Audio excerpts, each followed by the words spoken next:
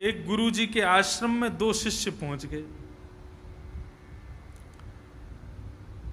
और दोनों शिष्य जो थे वो थोड़े से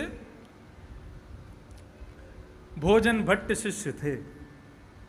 उनको केवल यही प्रलोभन था आश्रम में आने का कि गुरुदेव की थोड़ी बहुत सेवा करेंगे और 3 समय का भोजन मिल जाया करेगा।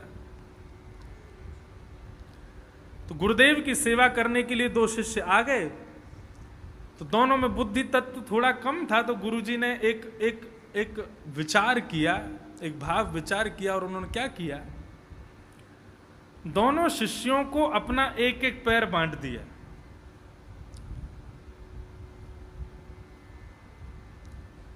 एक शिष्य को अपना दाहिना पैर दे दिया और दूसरे शिष्य को अपना बायां पैर।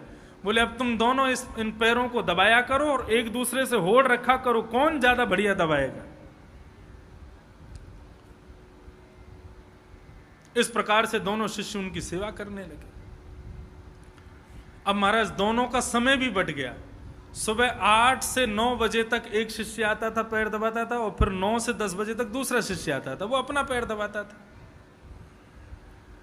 दोनों शिष्य समय अनुसार आते, आकर के पैर दबाते। अब एक दिन की बात, गुरुजी एक पैर पर दूसरा पैर रख कर के लेटे हुए थे। जिस पैर के ऊपर दूसरा पैर रखा था उस पैर वाला शिष्य आ गया। उसने आकर के गुरुदेव को देखा तो देखा कि मेरा पैर नीचे दबा हुआ है और वो जो दूसरा गुरु भाई है उसका पैर मेरे ऊपर चढ़ा हुआ है। इसकी इतनी हिम्मत, मेरे सेवा वाले पैर पर चढ़ गया ये।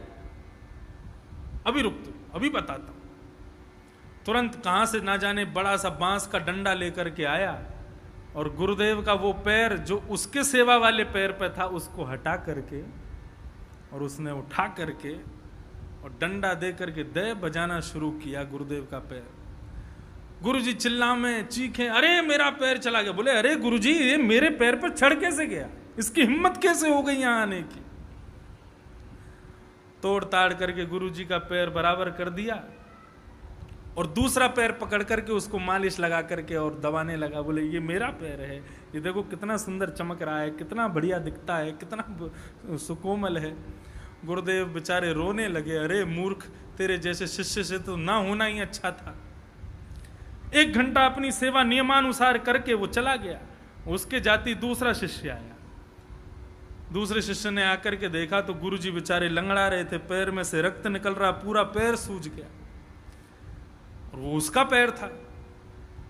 तो उसने कहा गुरुदेव ये मेरे वाले पैर को क्या हुआ, ये सूज कैसे गया, ये रक्त कैसे। मैंने मालिश लगा करके तिल का तेल लगाया, कभी इसमें गोले का तेल लगाया, कभी घी से मालिश की, इसको चमका करके रखा, इतनी सेवा की, आज इसकी ये दुर्गति मेरे रहते हुए कैसे हो गई।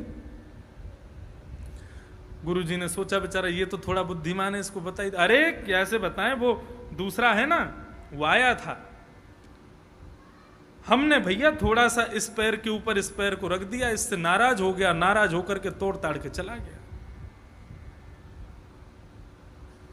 बगल में बांस पड़ा था, इसी बांस से तोड़ा था। हाँ इसी से तोड़ा था।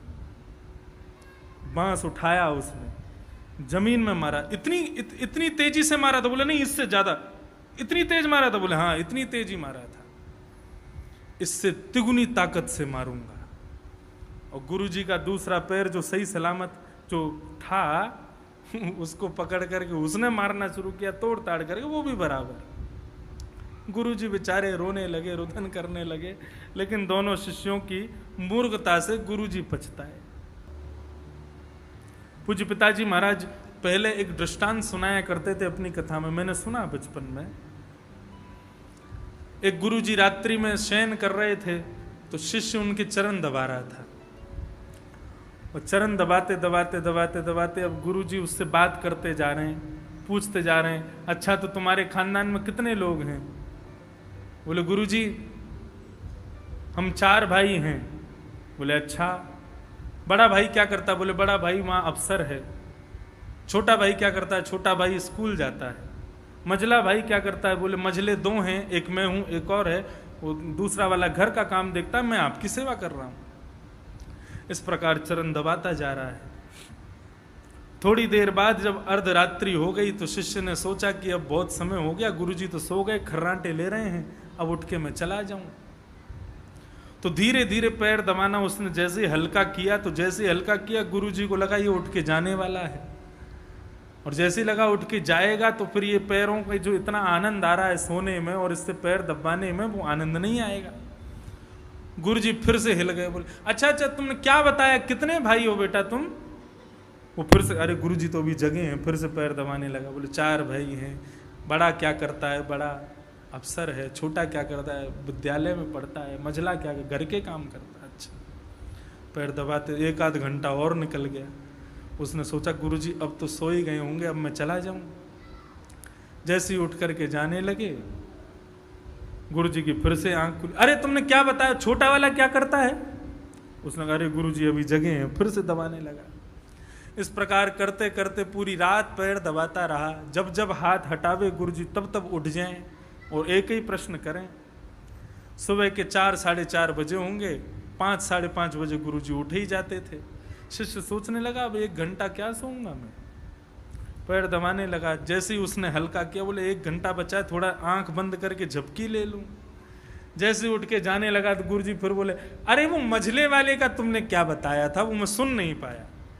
कितने भाई हो तुम? बोले गुरुजी 3 भाई हैं। गुरुजी उठ गए, बोले रात को तो 4 बता रहे थे, अब 3। बोले इस प्रकार पैर दबाता रहूंगा, एक तो पधार ही जाएगा ना, 3 ही बचेंगे फिर। ऐसा नहीं होना चाहिए। गुरु कैसा भी हो, लेकिन आपके भीतर उसके प्रति धैर्य है। पिताजी बहुत अच्छे से सुनाते हैं, अब हमको इतना अभ्यास उनके जैसा बोलने का तो नहीं है, लेकिन ये मैंने बहुत पहले सुना। ऐसे गुरु के प्रति निष्ठा, धैर्यता। हमारे पूज्य नाना जी, वे भी मेरे गुरु हैं। गुरु पूर्णिमा पे आज उनका भी स्मरण। पंडित श्री कृष्णलाल शास्त्री जी, 6 वर्ष पहले जो लोग द्वारिका की कथा में द्वारिकापुरी में थे, उन लोगों ने उनका दर्शन किया होगा। बड़े अच्छे अच्छे दृष्टांत सुनाते थे। एक बार उन्होंने एक दृष्टांत सुनाया